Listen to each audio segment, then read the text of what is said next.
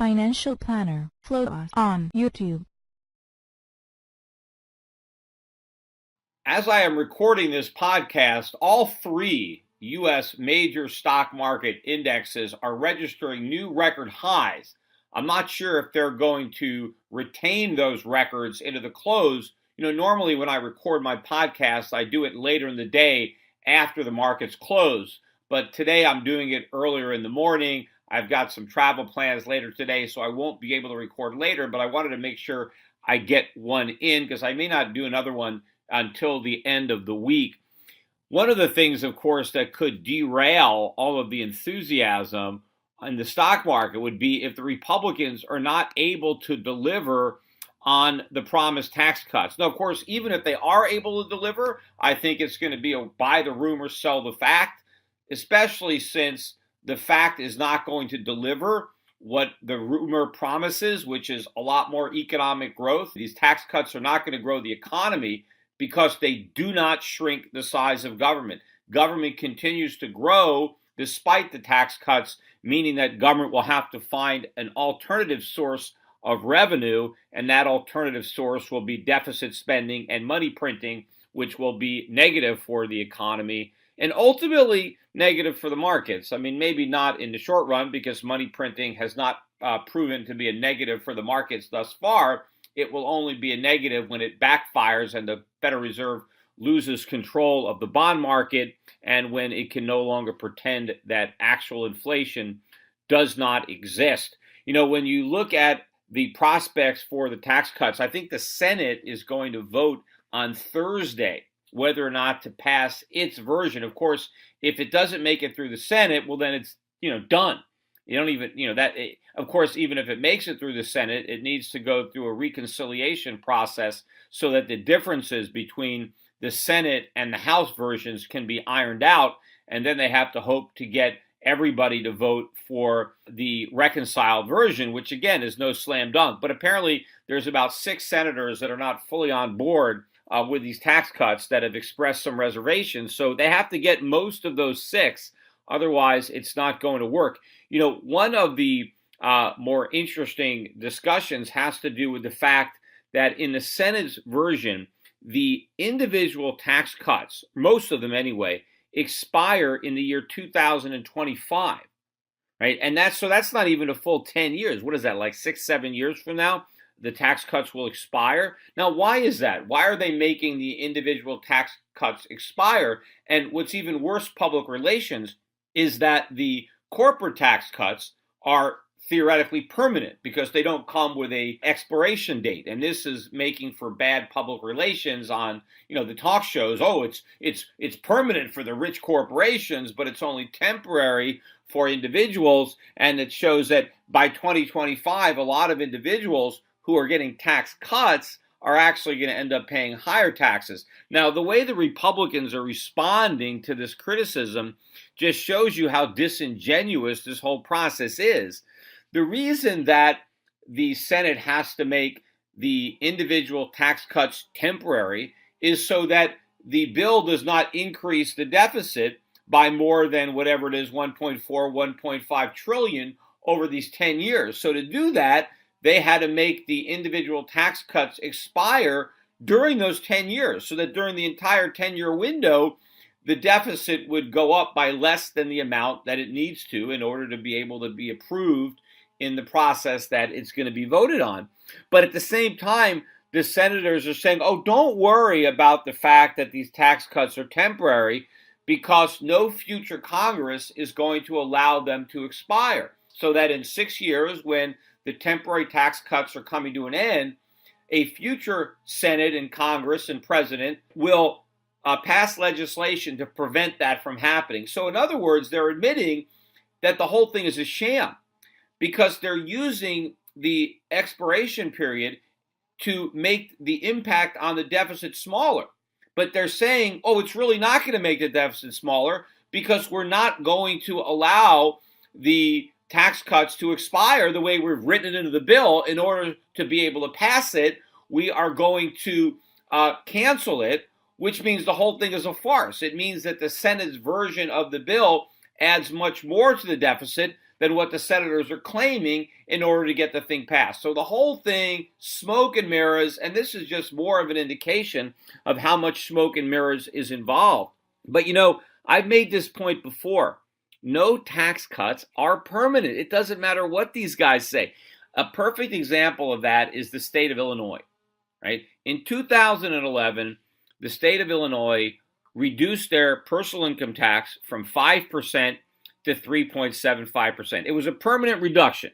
Well, this year, in 2017, they increased the tax back up from 3.75 to 4.95. So not quite back to 5%, right? Who are these guys fooling, right? 4.95, right? Not 5%. But so the permanent tax cut lasted all of 6 years. And now we're right back where we started. And believe me, a few years from now, Illinois is going to have a rate that's going to be much higher than 5%. Why is that? Because while Illinois cut taxes, they didn't cut government spending. So government spending kept growing. And so in other words, those tax cuts were not really tax cuts. It was like putting your tax cut on your credit card, because now Illinois taxpayers have to pay for all those tax cuts. It reminds me of those commercials where they say, you can buy this entire living room set and you don't have to make any payments at all until January of 2019 or 2020. And then people run out and they buy their living room furniture because they don't have to make any payments. Sure, they don't have to make any payments for a few years, and then they kick in. And what the furniture company is really doing is they're giving you a loan. And the payments don't start for a few years, but you still have to pay for all the furniture. You just have to pay even more for it because of the built-in financing costs. Well, that's exactly what Illinois did with the tax cut. They didn't cut taxes. They just said, hey, you can have all this government and you don't have to make any payments until 2017, right? It was all this free government, but the bill wasn't going to come for 6 years. And of course, it's going to be much bigger because they're going to have to pay the interest on all the extra money that they had to borrow to make up for the fact that they cut taxes. And this is the same thing that's happening on a national scale when you have the Republicans promising all this tax relief to the middle class because they're broke and that they deserve it. They're not getting tax relief. They're just putting government on a credit card. They're buying government on layaway. They're getting all this government and they're not going to have to pay for it until who knows when. Because at some point during this next 10 years, I think long before 2025, these guys are going to have to vote to raise taxes. And if they don't vote to raise taxes, and if they don't vote to cut spending, and it seems to me that cutting spending is completely off the table because you can't even get Republicans when they have the House and the Senate to agree to cut government spending. Imagine if 4 years from now, the Democrats control the White House and Congress. Do you think they're going to cut spending? Not a chance, right? They're far more likely to raise taxes than to ever cut spending. And so if we don't increase taxes to try to rein in these out of control deficits, then the only alternative is massive money printing, which means the dollar is going to tank. And by the way, the dollar is already going down. It's down again today. These are new lows for this move, not new lows for the year. The dollar index got down to 91, I think in September, before the tax cut related rally caused the dollar index to go back above 95, and also the near 100% probability that the Fed is going to hike rates in December.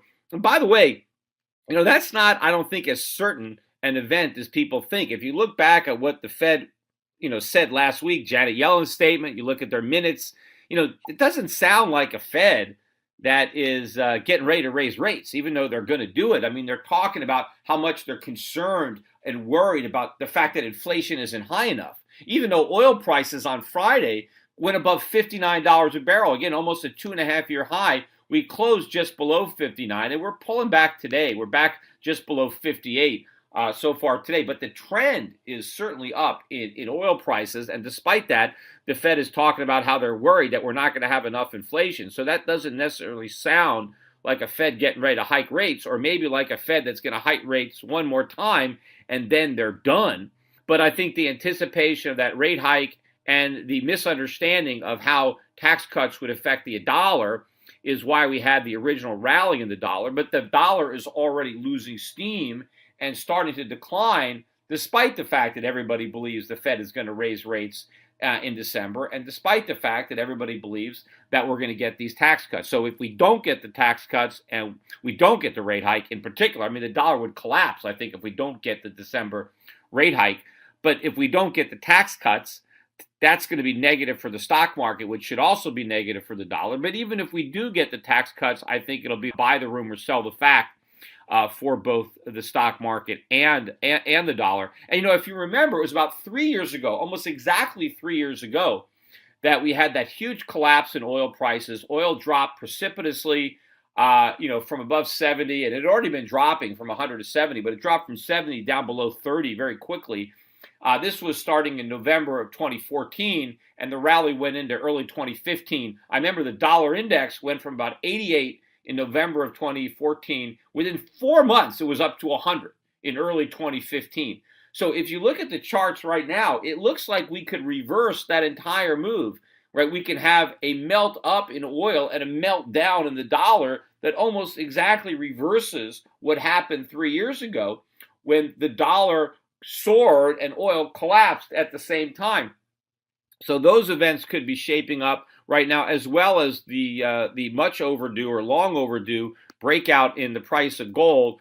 Gold prices were up about $10 this morning, $11. They pulled back a little bit as I'm recording this. Gold's up about $8. We're still hanging out below 1,300, but just barely, about 1296 and a half. We got up, I think, 1299. Didn't quite trade 13 this morning before it pulled back. Gold stocks, of course, still not moving. Very few people are willing to bet on gold these days. I mean, most people are very skeptical of this gold rally, but they're not at all skeptical of the rally in digital gold, Bitcoin, over the weekend. The price of the cryptocurrency soaring, not quite hitting 10,000. Almost there. I think 9,700 and change was the high on Bitcoin so far. Although who knows? I mean, who knows? It could be above 10,000 by the time you listen to this podcast. Now, of course, I'm sure I'm going to get a lot of comments on this podcast on my YouTube channel about how I've been wrong on Bitcoin. In fact, I get these comments on every YouTube video I post, whether I even mention Bitcoin or not. Almost all the comments are making fun of me because I was wrong about Bitcoin. Look, I never said Bitcoin couldn't go to 10,000. I've said it can go a lot higher than 10,000. I've said that Bitcoin could well end up being the biggest bubble in the history of bubbles. So the fact that it's going up doesn't mean that I'm wrong. Now, was I wrong a few years ago in underestimating how big the bubble can get? Sure. Right? Could I have personally made a lot of money if I bought a bunch of Bitcoin and sold them? Yeah, of course. But that doesn't mean that I'm wrong about the fact that Bitcoin is a bubble or that Bitcoin is not going to work as money. I'm as confident as ever that it's not going to work as money. In fact, we now have a lot of people who are buying Bitcoin who admit that it's not going to work as money, but they're buying it anyway. Look, this is one massive speculative bubble. I read this article last week. I think they did a survey of people who own Bitcoin, and they asked them at what price were you going to sell all your Bitcoin? And I think the average response was just under $200,000 per Bitcoin. Now, that is incredible optimism on the part of owners of Bitcoin. Now, this survey didn't necessarily say, when will you sell some of your Bitcoin? It's when are you going to sell all your Bitcoin? But I think there's a pretty good chance that the people who think Bitcoin is going all the way to 200,000 are selling as little Bitcoin as they can possibly get away with. Because after all, if it's going to 200,000, why would you want to sell it at 10,000? That's still 20 times what it is right now. Now, I remember during the height of the real estate bubble in California, I read a survey, which I used to talk about, where they surveyed California home buyers. And the average rate of appreciation that people buying homes in California expected over the next 10 years was 20% a year, which basically meant people buying a house and they were paying, $500,000 for the house. They thought it would be worth like $1.5 million in 10 years. They basically expected the price of a house to triple over a 10-year time period, which I thought was completely crazy, but it was why so many people wanted to buy them, why so many people were willing to lie on their mortgages, why they were willing to commit so much of their income to buying a house, because they assumed that most of their income would come from the house, that it didn't matter what they earned in their jobs. They just had to get into a house because they were going to earn so much more by owning a house, right? If you thought a house was going to go from 500,000 to 1.1 million in 10 years, that was $1 million that you were going to earn, 100,000 a year that you would have in income just by owning a house. I mean, so if you only earned 50,000 a year on your job, I mean, you could triple your income just by buying a house. So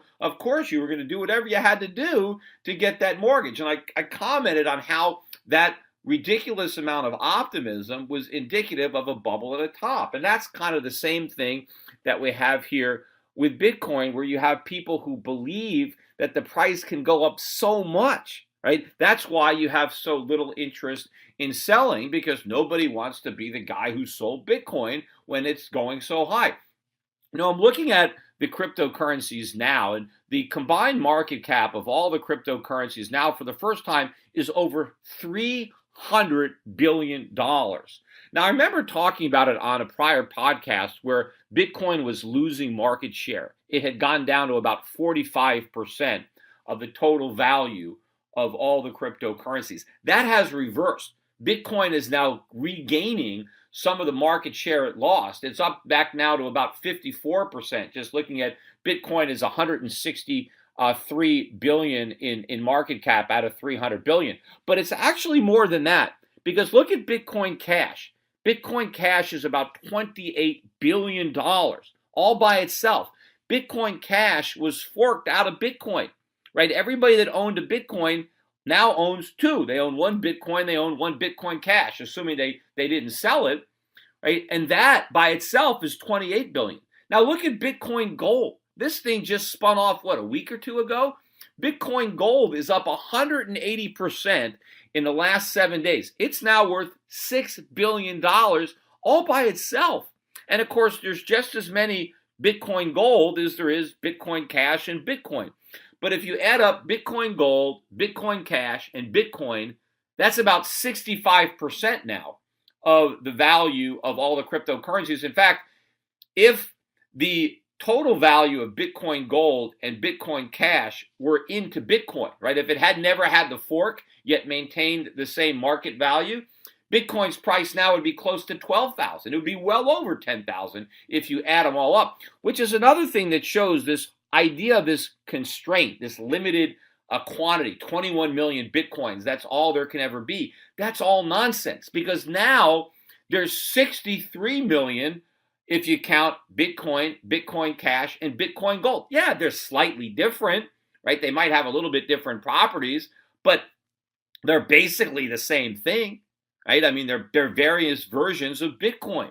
And as I mentioned before, what about Bitcoin Silver? What about Bitcoin Platinum? What about Bitcoin Copper? What about Bitcoin Premium? What about Bitcoin Plus? I mean, there's no end to the number of Bitcoin spin-offs that can be created off of the same Bitcoin. And so this is an unlimited number of Bitcoins that can be out there, in addition to the unlimited number of cryptocurrencies. There's now better than 1,300 cryptocurrencies. I mean, the supply is probably growing daily. And if you look at how some of them are doing, I mean, Bitcoin isn't even the top performer. There are a lot of other currencies that have been going up faster. Now, of course, in total, other currencies have been going up more slowly because Bitcoin has been gaining market share.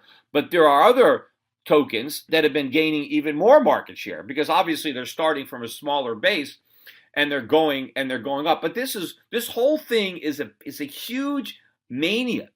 And I mentioned this just on recent podcasts, the new PR campaign, which is trying to sucker in a lot of the institutional money. Although it's a lot of retailers. I read that Coinbase opened up like 100,000 accounts over the holiday weekend. They've got now, Coinbase now has more accounts than Charles Schwab.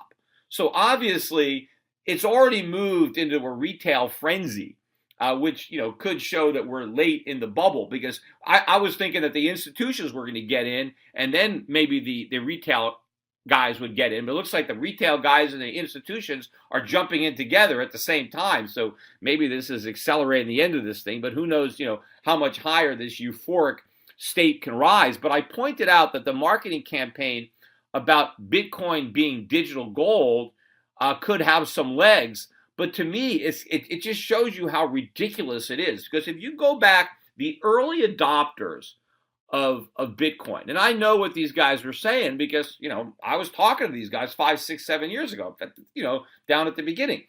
And the main selling point of Bitcoin was that, hey, it's just like gold, except you can use it to buy stuff. You can use your Bitcoin to buy a cup of coffee, and you can't do that with gold, right? It had all the properties of gold: fungibility, durability, uniformity, portability, divisibility, all these characteristics that made gold uniquely suited to be money. Hey, Bitcoin had them all, except it was easier to use in commerce, right? And of course, my problem was, it has all those properties, but not the most important property, which was the intrinsic value of the metal itself, that gold has actual uses apart from its use as money, but all these other qualities made it ideal money, made it better money than any other commodity. And of course, Bitcoin failed as a commodity, so I didn't think it could be money. But the Bitcoin guys were saying, well, we don't care about that. That value is subjective. It doesn't mean anything.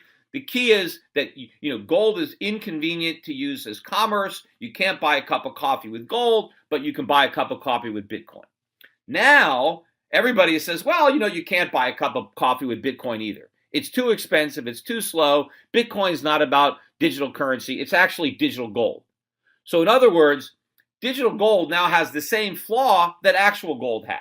And the basis for holding Bitcoin is simply as a store of value. It's as an investment. It's as an alternative to gold. It's not as an alternative to money. It's an alternative to gold.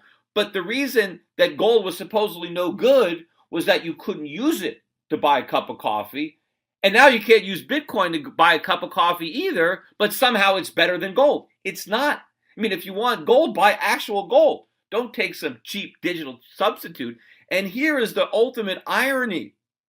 Using companies like Gold Money, which I've talked about a lot, you can actually use gold to buy a cup of coffee. You can actually do with gold what people used to be able to do with Bitcoin but can't. Right? So the very reason that Bitcoin was supposed to be better than gold doesn't exist anymore. And in fact, gold can actually deliver on the promise of Bitcoin, the original promise of Bitcoin, better than Bitcoin can now.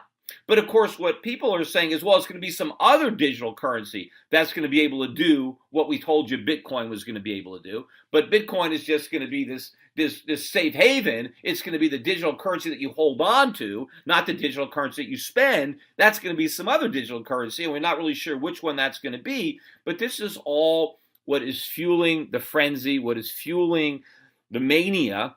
And it, as I said, it could certainly go on. Nobody knows exactly how big the bubble is going to be.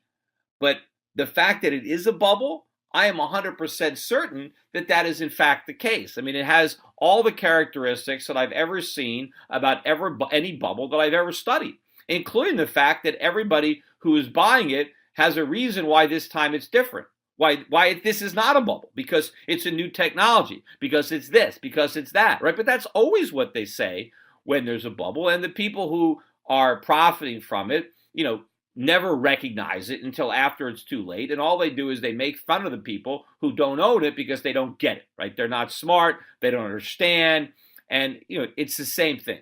Also, I forgot to mention, when I come to the markets, shares of Amazon are hitting a new all-time record high again today, up about 1.5%.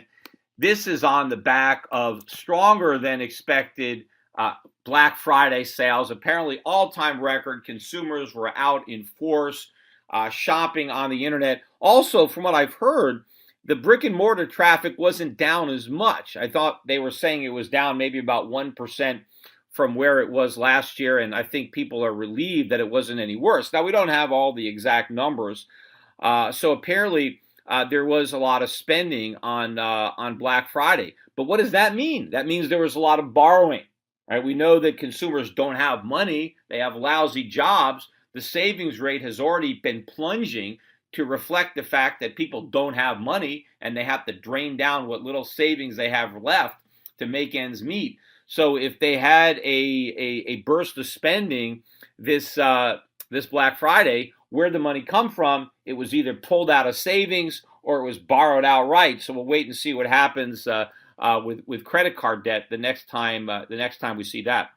I wanted to finish up the podcast, though, by talking a little bit more about Senator Al Franken. I noticed that there were a lot of comments related to my Franken discussion last podcast. Franken Fed was the title. Actually, I liked that title because I got to get Frankenstein and Al Franken covered in the same YouTube title. But no sooner had I recorded that podcast, even before it was posted, but after I finished recording it, I went online and I noticed that 2 more women had come out and accused Al Franken of grabbing their ass. These are 2 brand new women, and similar circumstances in that it was during a photo op that he did this. And Al Franken apologized again. In fact, if you ask me, Al Franken's entire apology is half-assed, but very disingenuous apology, because he's not saying, I'm sorry, for grabbing your ass. He's apologizing if his affection offended everybody. I'm an affectionate guy. I'm a huggy guy, and maybe, people misinterpreted, where my hand was, or maybe I accidentally, put my hand, a little lower than I intended. So I'm sorry if I came across the wrong way. So he's not even admitting that he actually did it on purpose. He's just apologizing in case something that he did inadvertently might have been misinterpreted by these women, which, again, if you're going to apologize, look, I don't buy that. I don't know that there's any way that you're going to accidentally put your hand on a woman's butt. You could maybe brush against it accidentally, but cup onto it, grab it. Nobody is going to mistake a back for a butt. So if he's got his hand there, he probably intended to do it. And, so rather than, claiming that it was an accident or something, to me, it would be more, honest to actually, say, oh, I was out of line and I apologize for that. And again, he has posed, he posed with maybe 10,000 photographs. I'm sure half of those are with women, and most of them he probably didn't touch their butt, right? So if he was accidentally touching people's butts, there'd probably be a lot more people that would remember it if he had a habit of doing that. So I'm sure that on occasion that he did it, he probably did it for a reason. In fact, one of the women actually said that after Al Franken grabbed her ass, that then he invited her to the men's room. Now, clearly, he had something going on there, right? Maybe this is the way, Al Franken operates. Maybe this is his game. He thinks this is how to seduce a woman, right? Al Franken, number one, grab their ass, and if they don't complain, invite them to the men's room. That's his strategy. I wouldn't recommend it. I don't think that's a good way to try to, go about getting women. But I don't know. I disagree with Al Franken on a lot of things. So maybe I disagree with his approach to women. But who knows what else was said in that conversation that made Al Franken think it was okay to put his hand on that woman's ass? We don't know. Al Franken may not even remember it. But, when you read all of the coverage of the story, like, oh my God, he grabbed these women and he didn't have permission. This is an unwanted sexual advance. As if, it is never appropriate for a guy to put his hand on a woman's ass unless he's got her permission to do so. And that is complete nonsense. It all depends on the circumstances surrounding it. Think about dancing, right? Here's just an example where I think it's okay, right? Let's say a guy is in a dance club and he asks a woman to dance, right? Maybe he asks a woman to dance and the music is fast and then it slows down and she stays up there for a slow song. Or maybe the guy actually walks up to a woman on a slow song and asks her to dance. That's even a bigger move to do that. And the woman says, yeah, I'd like to dance with you to this slow song. Now, is that an engraved invitation to grab her ass? No. But obviously any guy who is slow dancing with a woman, I mean, this is part of the process, right? Everybody wants to get their hand. Every guy wants to figure out how to get his hand from the nape of her back down to her ass, right? I mean, that's slow dancing 101, right? And so, you're not going to get permission, right? Even if the woman wants the guy to put his hand on her ass, she's not going to come out and say that, right? The guy's got to figure it out on his own. This is whole part of the process, right? I mean, it's not science. I mean, maybe it's a bit of an art, but maybe the guy's got to move his hand down slowly and just kind of gauge the temperature, the way she reacts to that. Or I don't know, maybe he can kiss her on the neck and see if how she responds to that. And maybe, okay, that's all right, I'm going to go for the hand. I mean, this is how men and women interact. Now, if the woman doesn't like it after the fact, she can certainly let the guy know that what he's doing with his hand is not acceptable, right? She could tell him right then and there, hey, cut it out, right? That is what these women should have done, right? If Al Franken puts his hand on a woman's ass, she should put him in his place right then and there, not 10 years later. Right? You don't wait. I mean, I could imagine now women, hey, I remember dancing with that guy 20 years ago. He put his hand on my ass. I remember that. Let me call up the newspaper, right? Oh, that guy's in the Senate now. That guy's got a prominent position. Oh, let me call up a reporter because I remember that time that guy grabbed my ass on the dance floor. I didn't give him permission, right? This whole stuff is a bunch of nonsense. These guys are getting in trouble not because they've harassed women, right? This is not. We've gone from I was sexually harassed on the job, right? Where I was in this environment where my job was on the line, where I didn't want to get fired, or I was told if I didn't do this, I couldn't get promoted, to just interactions between men and women where a grown man, for some reason puts his hand on a grown woman's ass, and all of a sudden, the guy should resign from the U.S. Senate. And the guy's got to make up lies and excuses as to why he did it. Why can't he just say, oh, yeah, I like this woman. That's why I did it. I was hoping that, she would go to the men's room with me. Now, of course, maybe the guy was married. He probably was married at the time. So, it's probably not something that he could easily admit to, because then he would have to admit that he was trying to cheat on his wife. So I can understand why he wouldn't want to say that. But that's not what the discussions are all about. It's all about the inappropriateness of this unwanted sexual aggression. I mean, the epitome of it was probably what happened with George Bush Sr., right? Because there's one or two women have come out and said that George Bush Sr. grabbed their ass. And he did. He admitted it. He did.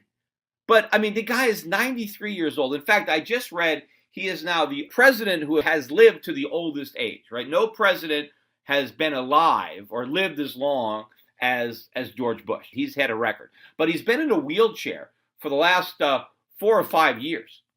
And so a woman came out and said, yeah, he from his wheelchair, he reached up and he grabbed her butt. But the reason he did that, he was telling a joke. And I guess this is his joke, and he's probably told it a number of times. He asks a woman, do you know the name of my favorite book? And the answer is David Copperfield. And when he says Copperfield, he cops a feel. Now, I mean, look, if a 30-year-old guy did something like that, okay, that's really wrong. But I mean, 93, 94-year-old guy, I mean, most women would probably think that was cute. Oh, dirty old man. Oh, look, he still got it. He's still got a sex drive. I mean, go to one of these old age homes. See how these old guys handle these nurses. I mean, see the stuff they say. I mean, as they get older, a lot of these inhibitions go away too. A lot of the filters go away. And the one thing they can still remember is sex, and so this is what happens to old guys. It is no big deal that this stuff happens. And is it really that shocking? I mean, women make it out like somebody grabbed their butt is the equivalent to having been raped. I mean, it is not that big a deal. I mean, it's not like I've had guys grab my butt, right? I mean, not that often. I mean, and when I was younger and I lived in LA, I mean, I've had that happen. I had been even in gay bars, when I was younger. I went to school in Berkeley, up in San Francisco. Sometimes I used to actually go on purpose to gay bars. I used to thought it was an interesting way to meet women. I mean, that was, another angle. Not that I only went to gay bars, but I thought, hey, if I'm in a gay bar, and maybe the women will have their guard down. They won't realize that, they might think I'm gay, and I can, let them think that maybe they can turn me around. They can reform me. But I don't know. I mean, it was just, it was fun sometimes to go to these bars. And yes, sometimes a guy would come up and pinch me or grab my butt. I mean, wasn't that? I mean, it's not like I enjoyed it, but it's not like I felt like, oh my God, I'm going to need therapy or something. Like it was the end of my life. Like somebody came up to me and grabbed my butt. So I've experienced it. And, is it appropriate? No. I mean, should you do it? No. Am I going to tell my son to go around grab? No. But you know what? If he's on the dance floor and he's slow dancing with a girl, yeah, I'm not going to expect him to ask her permission to do that. I mean, that is part of courtship. That is the interaction between men and women. And I mentioned this on my last podcast. Unfortunately, or fortunately, depending on the way the case may be, the man is the aggressor. The man is the guy or the one who is supposed to make the first move on pretty much all occasions. And so this is going to happen, right? Yes, Al Franken was probably attracted to some of these women. And, did he go about it the wrong way? Could he have had a smoother way of if he was attracted to this woman, then grabbing her ass and inviting her to the men's room? Yeah, I think he could have gone about it in a different way. But this is not something that should cost him his Senate seat. This should not be, discussed. I should not be reading all of these articles about such a trivial thing when so many real problems are confronting us. I mean, the only reason I'm pointing it out is to show how ridiculous it is. That's the only reason I'm talking about it. But the media, they take this stuff seriously. They think this is a big issue. I mean, women have a lot more to worry about, right? We are on the verge of a major economic collapse that's going to affect men and women in a profound way. Yet, this is what we're focused on. This is what the media cares about. I mean, talk about everybody fiddling just as Rome is really about to burn.